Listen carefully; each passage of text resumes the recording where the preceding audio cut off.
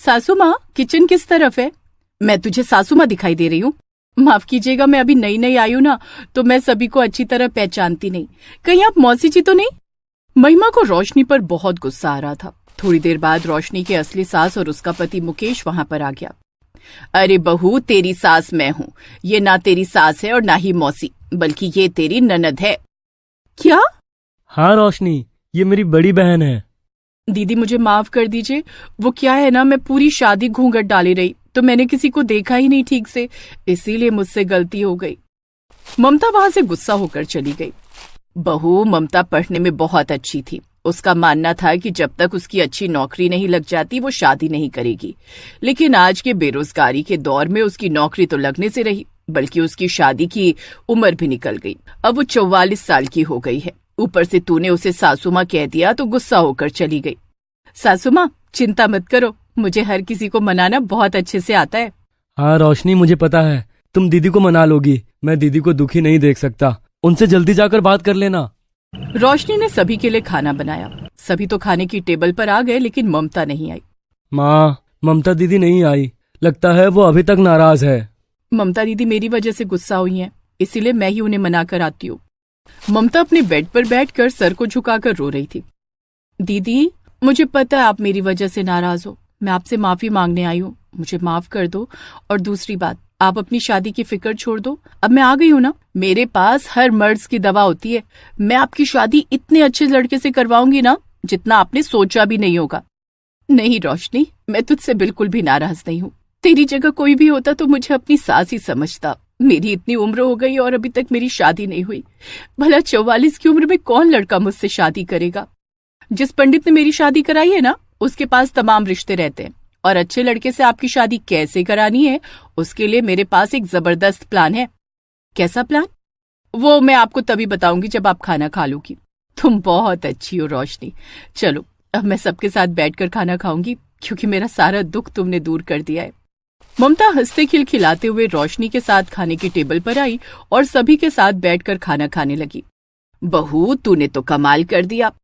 पहले सब लोग खाना खाइए, बाकी की बातें बाद में करेंगे। सभी लोगों ने हंसी खुशी खाना खा लिया। खाना खाने के बाद रोशनी ने पूरे परिवार को अपने कमरे में बुलाया, फिर सारा प्लान समझाने लगी। मेरी प्यारी ननद पढ़ी लिखी और समझदार है, खूबसूरत भी बहुत है, लेकिन इस उम्र में शादी के लिए लड़का मिलना थोड़ा मुश्किल हो जाता है। ज्यादा से ज्यादा अगर लड़के मिलेंगे भी तो तलाकशुदा मिलेंगे। किसी तलाकशुदा लड़के की शादी मैं अपनी ननद से कराऊंगी नहीं, बल्कि कुंवारे लड़के से ही करूंगी। लेकिन दीदी, उसके लिए ना आपको थोड़ी मेहनत करनी पड़ेगी। क्या आप तैयार हैं? कैसी मेहनत रोशनी? दीदी, आप देखने में तो बहुत खूबसूरत हैं, इसमें कोई शक नहीं। बस सुबह सुबह मेरे साथ जल्दी उठकर आपको एक्सरसाइज और योगा करना पड़ेगा, जिससे आप पूरी तरह फिट हो जाएंगी। अरे रोशनी, अगर इतने भरोसे के साथ कह रही है तो जरूर उसने कुछ सोच रखा होगा। ठीक है रोशनी, जैसा तू कहेगी मैं वैसा ही करूंगी। बस लड़का ठीक ठाक होना चाहिए, तलाकशुदा नहीं। वो सब आप मुझ पर छोड़ दीजिए। अगले दिन से ही रोशनी जल्दी उठकर अपनी ननद को एक्सरसाइज कराने लगी। सुबह सुबह उसका खूब पसीना निकलता था, जिससे 2 महीने में ही 44 साल की ममता अब 30 साल की लड़की लगने लगी। क्या बात है रोशनी, तूने तो कमाल कर दिया। अब तो ममता ठीक वैसी लगने लगी जैसे आज से 15 साल पहले जवानी में लगती थी। अब मैं पंडित जी को बुलाकर आपकी शादी के लिए एक लड़का देख लेती हूँ, लेकिन आप लोग एक बात याद रखना, लड़के वालों के सामने अपनी उम्र के बारे में उन्हें मत बताना। नहीं बहू, हम किसी के साथ झूठ बोलकर रिश्ता नहीं रखना चाहते। सासू माँ, इसमें कोई झूठ नहीं है। उन्हें सच्चाई कब बतानी है वो आप मुझ पर छोड़ दीजिए। माँ, जब रोशनी इतने भरोसे के साथ कह रही है तो उसको अपने हिसाब से काम करने दीजिए। ठीक है, फिर जैसा तुम लोगों को ठीक लगे। अगले दिन ही रोशनी ने पंडित जी को अपने घर बुला लिया। पंडित जी, जैसे आपने मेरे लिए एक अच्छा लड़का देखा, वैसे ही मेरी ननद के लिए भी एक अच्छा लड़का देखिए। याद रखिए, बस कुंवारा लड़का होना चाहिए और अच्छा खासा परिवार भी होना चाहिए। फिक्र मत करो रोशनी बिटिया, तुम तो जानती हो मेरे पास रिश्तों की कमी नहीं है। अगले दिन पंडित जी एक लड़के विक्रम को लेकर आ गए। विक्रम के साथ उसकी माँ बहन भी थी। बहन जी, रोशनी, मुकेश बेटा, ये है मिस्टर विक्रम। ये बहुत बड़ी कंपनी के मालिक है। वैसे मानना पड़ेगा मिस्टर विक्रम, आप इतनी कम उम्र में इतनी बड़ी कंपनी चलाने लगे। अरे नहीं भैया, तो इस कंपनी को पिछले 15 साल से लड़के की बहन बोलने ही वाली थी कि तभी विक्रम ने उसका मुंह बंद कर दिया। अब दरअसल बात यह है कि जब मेरे पिताजी जिंदा थे तो मैं बचपन से ही उनकी कंपनी में काम किया करता था और तरीका सीखता था। इसलिए मेरी बहन कह रही है कि मुझे इस कंपनी को संभालते हुए 15 साल हो गए। ये तो बहुत अच्छी बात है बेटा। अगर आप दोनों परिवारों की रजामंदी हो गई हो तो मैं जल्दी से एंगेजमेंट की तारीख निकाल देता हूँ, फिर जल्दी से शादी भी हो जाएगी। अगर लड़के की तरफ से हाँ है तो हमारी तरफ से भी हाँ है। क्यों सासू माँ, सही कहा ना मैंने? हाँ बहू, जैसा तुझे ठीक लगे। तो ठीक है, फिर मेरी तरफ से भी हाँ है। अब रोशनी के कहने की वजह से पंडित ने ज्यादा देर ना करते हुए अगले हफ्ते की ही एंगेजमेंट की डेट फिक्स कर दी। दोनों ही परिवार के लोग एंगेजमेंट की तैयारी करने लगे। दीदी देखा, मैंने कहा था ना आपको आपसे भी कम उम्र का लड़का मिल गया। उसे कभी पता नहीं चलेगा कि आप 44 साल की हो। तूने इतनी मेहनत कराई है, मुझे तो इसका फल मिलना ही था। लेकिन अगर कहीं गड़बड़ हो गई तो? अरे कोई गड़बड़ नहीं होगी दीदी। रोशनी की सास अंदर ही अंदर डर रही थी कि कहीं धोखे से लड़के वालों को ममता की असली उम्र पता न चल जाए। मुझे डर है कि कहीं शादी वाले दिन कोई बखेड़ा न खड़ा हो जाए।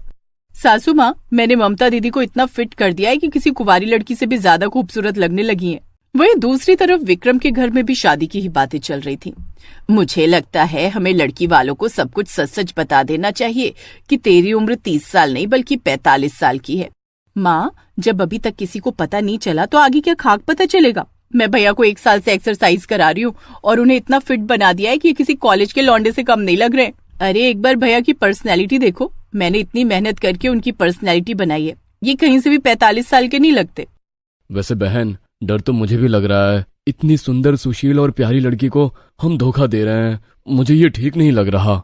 भैया, इससे पहले हम ना जाने कितने रिश्ते आपके लिए देख चुके हैं, लेकिन कोई तलाकशुदा निकलती थी तो कोई 50 साल की। जब बड़ी मुश्किल से आपको कुंवारी लड़की मिली है और आपको पसंद भी है तो जैसा मैं कहती हूँ वैसा करते रहो। अपनी चोंच दोनों लोग बंद रखना।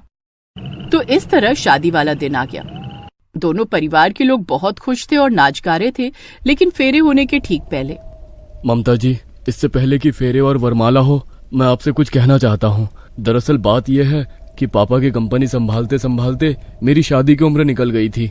शादी के लिए बहुत रिश्ते आए, लेकिन सारी लड़कियां तलाकशुदा थीं। मैं कुंवारी लड़की से शादी करना चाहता था, इसीलिए मेरी बहन ने मुझे एक्सरसाइज करा के बिल्कुल जवान बना दिया।